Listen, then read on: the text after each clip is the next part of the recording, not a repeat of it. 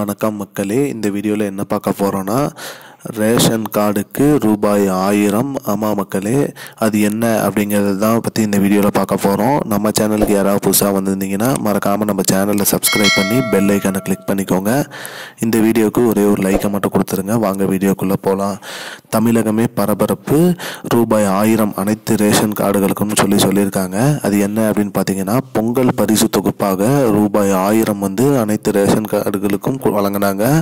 அது இல்லாமல் பொங்கல் பரிசு அரிசி, பருப்பு போன்ற சர்க்கரை போன்றவற்றையும் வழங்கினாங்க.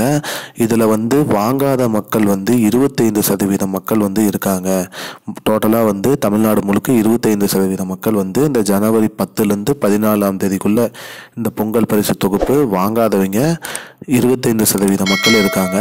அவங்களுக்கு பணம் அவங்களுடைய பணம் மற்றும் அவங்களுடைய பரிசு தொகையை திரும்ப கொடுத்துட்டாங்க அப்படின்னு சொல்லி ரேஷன் கடையில் சொல்கிறாங்க. ரேஷன் கடையில் இதை நாங்கள் அரசுக்கே ரிட்டர்ன் அனுப்பிச்சிட்டோம் அப்படிங்கிற மாதிரி சொல்லியிருக்காங்க.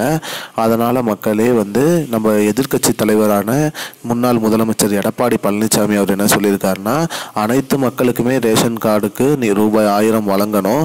வழங்காத 25% மக்களுக்கும் நீங்கள் பணத்தை கொடுக்கணும். இது திட்டம் அறிவித்த மாதிரி அனைவருக்குமே கொடுக்கணும்னு சொல்லியிருக்காரு. பார்ப்போம் மக்களே, நம்ம முதலமைச்சர் அவர்கள் அனைவருக்கும் கொடுக்குறாரா இல்லையாங்கிறத பார்ப்போம். அவர் ஃபஸ்ட்டு குறிப்பிட்ட நிபந்தனைக்கு உள்ளக்கிறவங்களுக்கு மட்டும் தான் 1000 ரூபாய் கொடுக்குறேன்னு சொல்லியிருந்தாரு. அப்புறம் அனைத்து ரேஷன் கடைகளுக்கும் ரேஷன் கார்டுகளுக்கும் கொடுக்குறேன்னு சொல்லியிருந்தாரு. ஆனால் கூட்டம் அதிகமாக இருந்ததுனால நிறைய பேரால் வாங்க முடியல. வெளியூருக்கு போனவங்க வர முடியல. அதனால் வாங்காத 25% மக்களுக்கும் ரூபாய் 1000 வழங்கணும்னு சொல்லியிருக்காங்க. இதுதான் இப்போதைக்கு முக்கியமான பயனுள்ள தகவல். இது போன்ற பயனுள்ள தகவலை தெரிஞ்சுக்கிற நம்முடைய சேனலை மறக்காமல் சப்ஸ்கிரைப் பண்ணுங்கள். Because it's not a joke.